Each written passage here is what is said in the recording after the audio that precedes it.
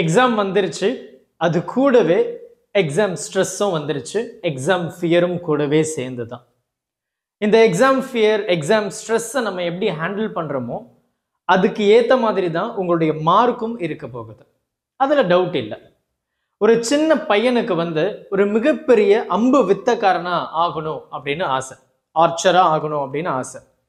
நல்லா ப்ராக்டிஸ் பண்ணுறாரு. பட் ஆனால் அவருடைய டார்கெட்டை அவரால் ரீச் பண்ண முடியல.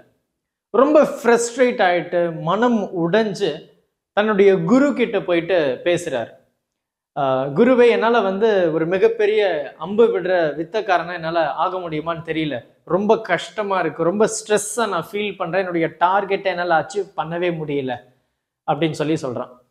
அதுக்கு அந்த குரு இங்கே வாப்பா, இந்த பவ் ஸ்ட்ரிங் இருக்குல்ல, இந்த கயிறு பவ் ஸ்ட்ரிங், இது லூஸாக இருந்தால் எப்படி இருக்கும் அப்படின்னு கேட்குறாரு. அப்போ அவன் சொல்கிறான், அது போகவே போகாது, அம்பு கீழே விழுந்துடும் அப்படின்னு சொன்னானா.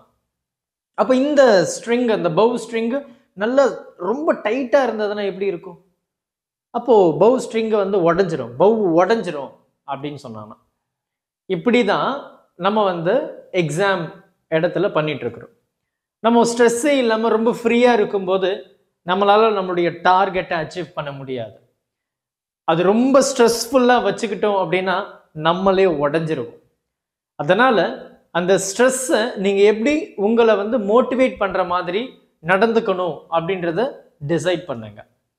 இன்னைக்கு நீங்கள் எனக்கு ஸ்ட்ரெஸ்ஸாக இருக்குது, எனக்கு நிறைய போர்ஷன்ஸ் இருக்குது, என்னால் படிக்க முடியலை அப்படின்னு சொல்லிட்டு யோசிச்சுட்டு இருந்தீங்கன்னா அந்த யோசிக்கிற நேரத்தில் நம்ம ஒரு 2 ஆன்சர் படிக்கிறதுக்கான நேரத்தையும் கூட சேர்ந்து வீணாக்கிட்டு இருக்கிறோம் அப்படின்றது தான் உண்மை. அதனால் எக்ஸாம் ஸ்ட்ரெஸ் அப்படின்ற ஒரு பொய்யான ஒரு காரணத்தை உங்களுடைய மூளைக்கு செலுத்தாமல் அந்த நேரத்தை படிக்கிறதுக்கு பயன்படுத்துங்க. உங்களுடைய நண்பர்கள் கிட்ட இந்த எக்ஸாம் டைமில் அதிகமாக பேசுகிறத கொஞ்சம் தவிர்க்கிறது நல்லது. ஏன்னா அவர் நெகட்டிவாக சொல்லலாம், இல்லை உங்களுடைய தாட் அவர்கிட்ட ஷேர் பண்ணும்போது மேபி அவர் நிறைய படிச்சிருக்கலாம். இது எல்லாம் உங்களுக்கு இன்னும் உங்களுடைய ஸ்ட்ரெஸ் லெவலை அதிகமாக்கும். வாக்கிங் போங்க, ஒரு சின்ன சின்ன எக்ஸசைஸ் பண்ணுங்க. இது எல்லாம் ஸ்ட்ரெஸ் ரிலீஸ் பண்ணுறதுக்கு ஒரு மிகப்பெரிய ஒரு சப்போர்ட்டிவாக இருக்கும் அப்படின்றதுல எந்த ஒரு சந்தேகமும் கிடையாது. எக்ஸாம் ஸ்ட்ரெஸ் அப்படின்றது ஒன்றும் இல்லை, நீங்கள் உங்கள் மனசுக்குள்ளே உங்கள் மூளைக்குள்ளே கிரியேட் பண்ணுற ஒரு விஷயம்தான். அந்த பின்பத்தை நீங்கள் உடைக்கணும் அப்படின்னா நீங்கள் என்னால் முடியும் அப்படின்ற ஒரு விஷயத்தையும் நீங்கள் கிரியேட் பண்ணுங்க. உங்களால் நெகட்டிவாக ஒரு 1000 தாட்ஸ் கிரியேட் பண்ண முடியுது அப்படின்னா அதே 1000 தாட்ஸை நல்ல விதத்திலையும் உங்களால் கிரியேட் பண்ண முடியும். ஏன்னா அந்த ஸ்ட்ரெஸ் அப்படின்றது என்னால் முடியுமா முடியாது இந்த மாதிரி நீங்கள் அன்இமேஜினபிள், அதாவது இமேஜின் பண்ணுற ஒரு விஷயத்தை தான் நீங்கள் அதை டீப்பாக மனசுக்குள்ளே எடுத்துகிட்டு போகிறீங்க.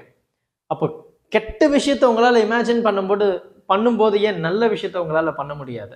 நான் ஈஸியாக முடிச்சிருவேன், எக்ஸாமில் சூப்பர் மார்க் எடுக்க போகிறேன், கொஸ்டின் பேப்பர் எனக்கு பிடிச்ச மாதிரி எனக்கு ஈஸியாக இருக்கக்கூடிய கேள்வியாக வரப்போகுது. இது நடக்கும் நடக்காதுன்றது அடுத்து தான். ஆனால் அதை நீங்கள் நினைக்கும் போது உங்களுக்கு ஒரு தனி புத்துணர்ச்சி கிடைக்கும். இதுதான் உண்மை. ஸோ அதனால் எக்ஸாம் ஸ்ட்ரெஸ் அப்படின்னு சொல்லிட்டு நீங்களே உங்களுடைய பேரண்ட்ஸையும் உங்களையும் ஏமாற்றாமல் அந்த நேரத்தை சரியாக பயன்படுத்துங்க படிக்கிறதுக்கு. Thank you. Help this with a smile.